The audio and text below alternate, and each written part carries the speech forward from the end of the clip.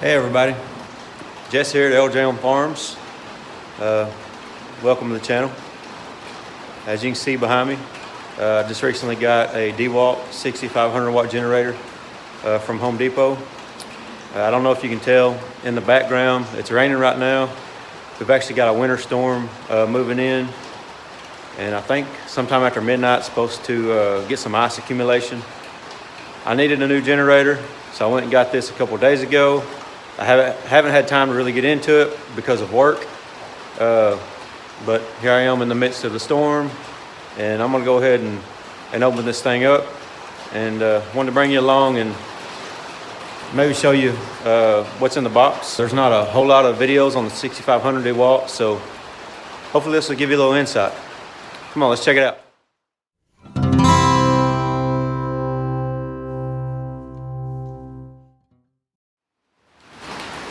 All right, as I said before, this is the 6500 watt DeWalt.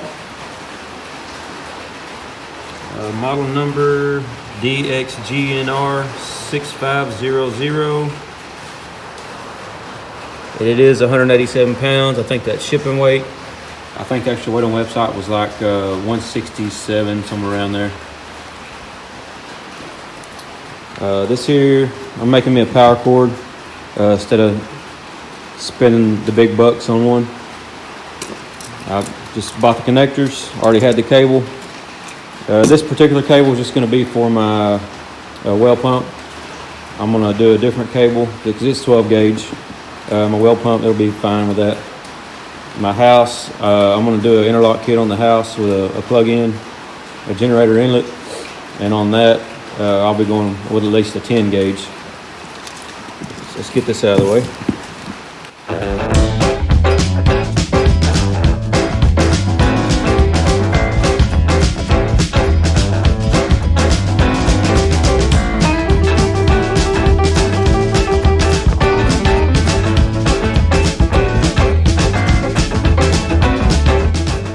This is what it looks like. Took all the cardboard off. Pretty sure that's a wheel kit.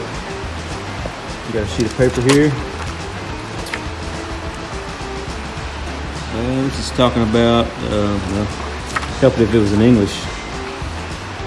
Quick setup guide. So this goes over attaching the handle, attaching the wheels, putting the oil in. Pretty sure I read that oil is included. We'll find out.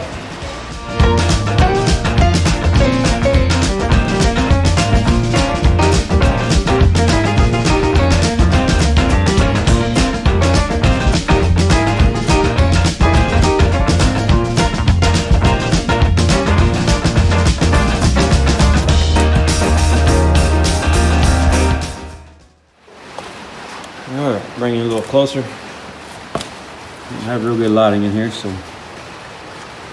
maybe we can sit. So there's GFCI 120 volt. There's actually an hour meter, reset breakers, another GFCI, circuit breaker. You got a idle control, a run, an off switch, and the main thing I bought this for is a 220 volt plug, and that is a 30 amp plug. Let's go to the top. Fuel gauge, spec tag on the actual generator itself. Because I can't imagine DeWalt actually making every bit of this, so I want to just kind of see and give you guys an idea of who made it or where it was made. And you can probably see right there, country of origin is Vietnam. So hey, I'll take that over China. Generac.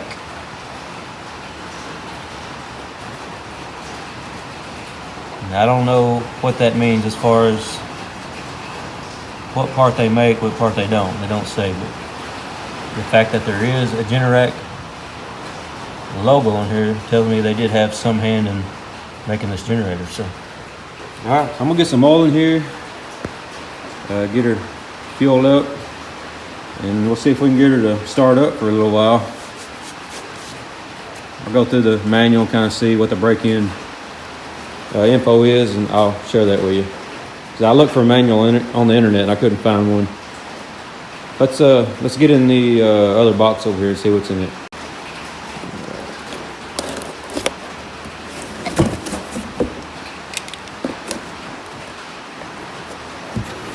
Little kit. There's the oil, the manual. Hey, we even gave you a funnel. How about that? I'm guessing that's going to be some hardware for the handle. Handle or some kind of feet maybe. Or brackets for the wheels, we'll see. The manual. Let me get in this manual right quick and see what we can find out. All right, so I found this little tidbit of information. This is the registration card, it looks like. And to register this, you actually have to go to generac.com. So similar to what I've seen with some of the other DeWalt generators, it appears that Generac does make this for DeWalt. So just thought I'd share that with you. All right, so I've been going through the manual here. It appears to be fairly thorough. For assembling this wheel kit on the 6500, you're going to need 10 millimeter, 12 millimeter, and 13 millimeter wrenches. Things I wanted, this kind of talks about your plug-ins and amperages here. 420 volt plugs, 220 volt, and amps that go along with those. It does have a wattage reference guide.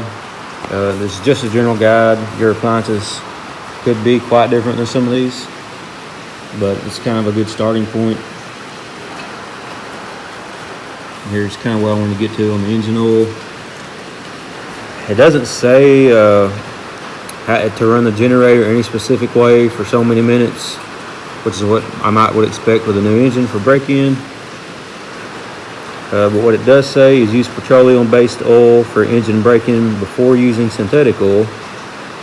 And then if you go a few pages over here, there's the maintenance page.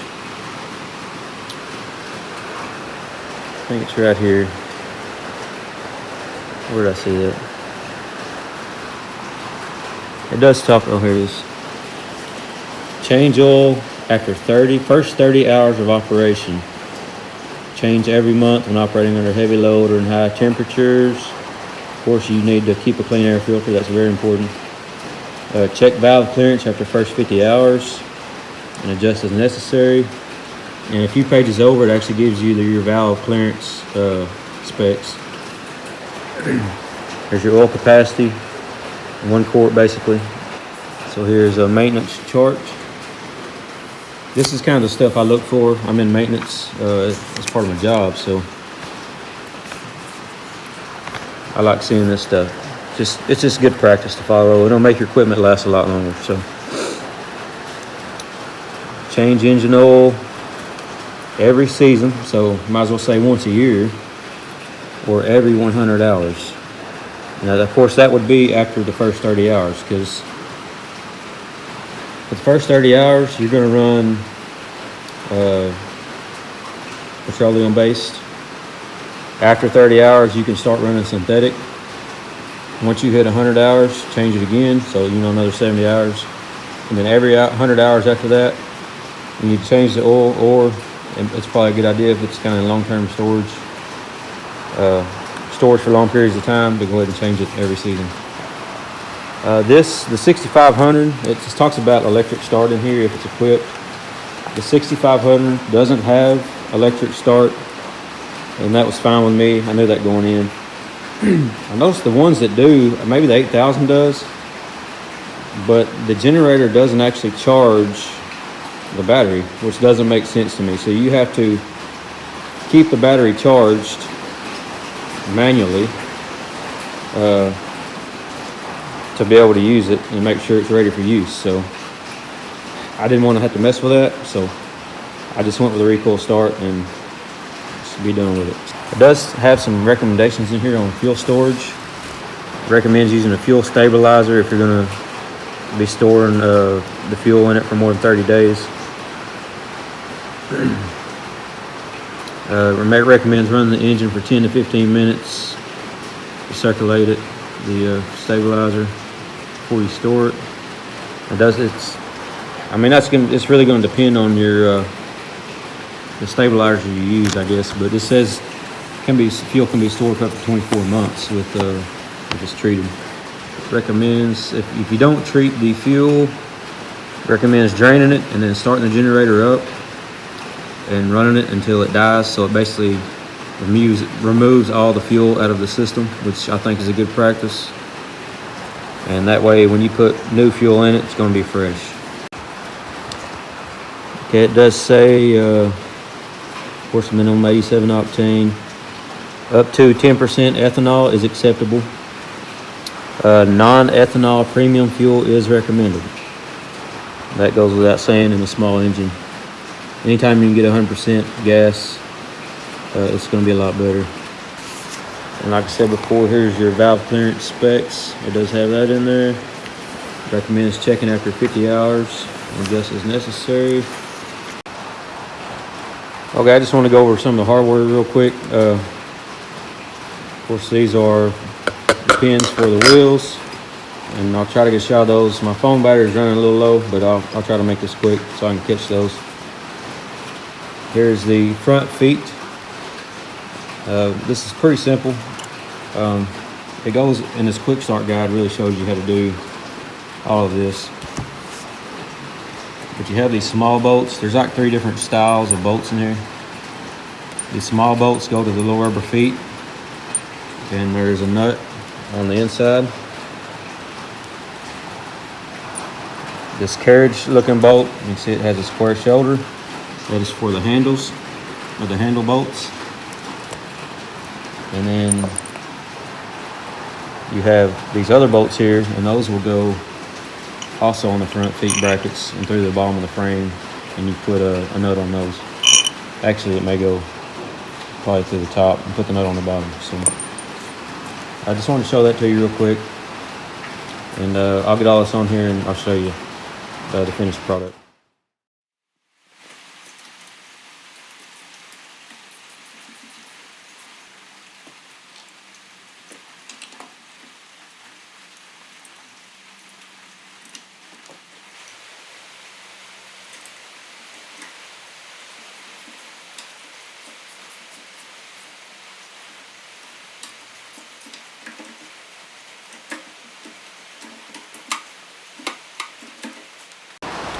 Okay, so that all went together pretty easy. I just had this multi ratchet wrench. I think it's got I had all the ones I needed. It's got an 8, a 12, a 10, and a 13. So I think I needed a 10, 12, and 13. So that worked out good on that. And then there was only a few nuts you had to have a backing wrench on, and I just used this small crescent wrench. Of course, the handle, got this little push button that locks in and locks in on the downside. Feet, they were easy too. Like I said, I put the rubber piece on first with the small bolt, and then I ran those other bolts down to the bottom that weren't carriage bolts. And then there's a nut on the back side, or on the bottom side. I used a 2x4 to prop it up right here, just to kind of get those started, and then you kind of lift it up as you need to and finish getting those on. And like I was saying, the wheel's going really simple. Let's see if I can get in here. So, you just got the pin. This goes to this bracket here. There's a washer that goes on the pin, and then you just put that hairpin inside the hole on the end of that the wheel axle, and that's it. So really simple. You could take the wheels off in just 30 seconds.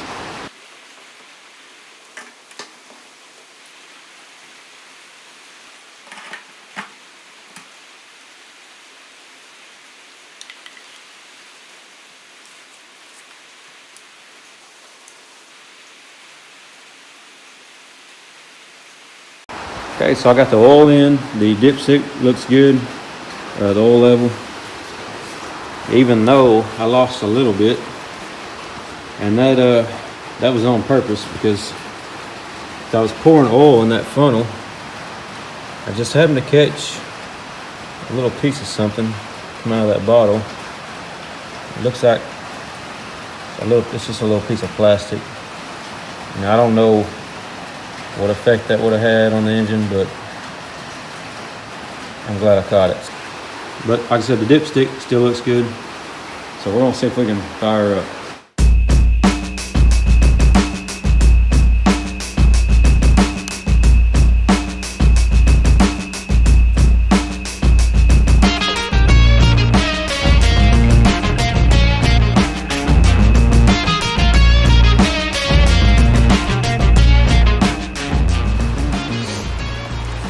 Alright, I think we're ready to go. Just like any engine, of course you have the run and off. The switch has to be on run. I got the gas line on, the gas valve on, and I've got the choke full on. Now hopefully I don't have to crank on this very long, but once it gets to running, I'm going to reach back and I'm going to try to get this choke about halfway. And then when it kind of lines out pretty good, pretty smooth, then I'll go ahead and flip the choke off. And then we should be good to go. Got the idle control. I'm going to turn that on, that way it'll stay idle down.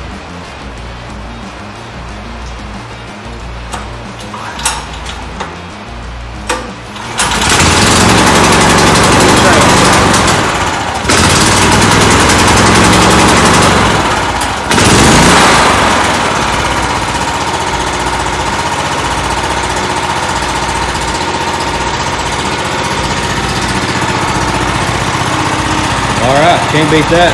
So I'm gonna let this thing run for a little bit, not very long, because I'm inside the shop here, and obviously you don't want to be breathing exhaust fumes. But like I said, you see me put gas in it. This is the first time I tried to crank it up. And you notice it's idling pretty quiet right now. And that's because I got that idle control on. I'm gonna reach down and flip that off. And you'll see that it stays idle high all the time. This way, with idle control on, if you put it under load, so you have something plugged in and it starts up, with that idle control on, it'll rev up when it needs to. When that load goes away, it'll idle back down. And the idea there is it's going to save you fuel.